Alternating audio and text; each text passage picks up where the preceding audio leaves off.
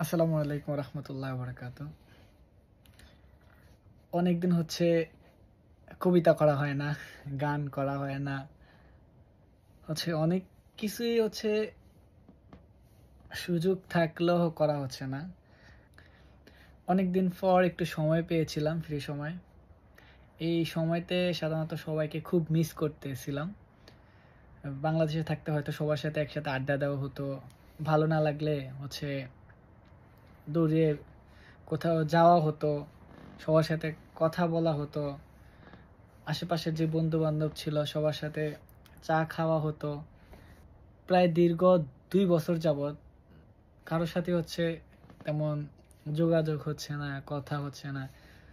তো আজকে সাধারণত সবাইকে খুব মিস করতেছিলাম, কেন যেন একা একা মনে হচ্ছিল।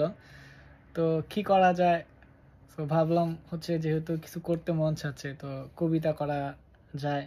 যেহেতু কবিতা করার খুবই শখ ছিল এক সময়, বাট এখন সময় থাকলেও হয়তো এরকম করার জন্য মন মানসিকতা হয় না, বা সময় পেলেও অন্য কাজে ব্যস্ত থাকার কারণে করা হয় না।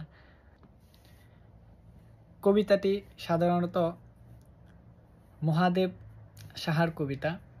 সো আজকে কবিতাটি আবৃত্তি করার ইচ্ছা জাগছে, তো কবিতাটি আবৃত্তি করব। মহাদেব সাহার 1 কোটি বছর তোমাকে দেখি না, এই কবিতাটা যেহেতু সবাইকে অনেক মিস করছিলাম, সবাইকে অনেকদিন দেখা হয় না, সবার সাথে কথা হয় না, তো এই উদ্দেশ্যে সাধারণত ভাবলাম যে কবিতাটাও করি, ভালো লাগছিল কবিতাটা।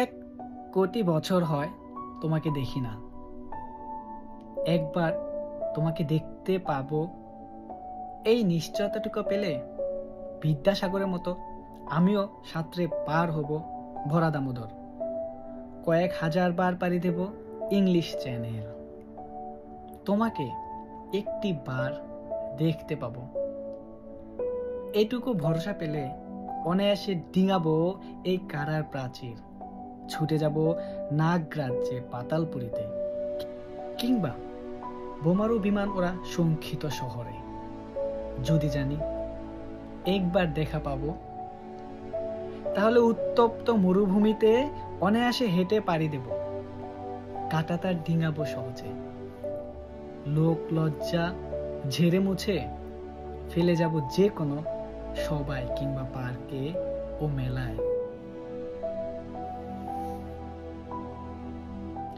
একবার দেখা পাবো, শুধু এই আশ্বাস পেলে এই পৃথিবীর এতটুকু দূরত্ব আমি অবলীলাক্রমে পাড়ি দেব।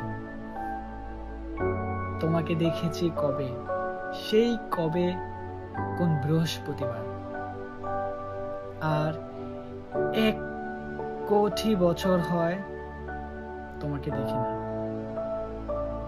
1 কোটি বছর হয় তোমাকে দেখি না। Bye bye.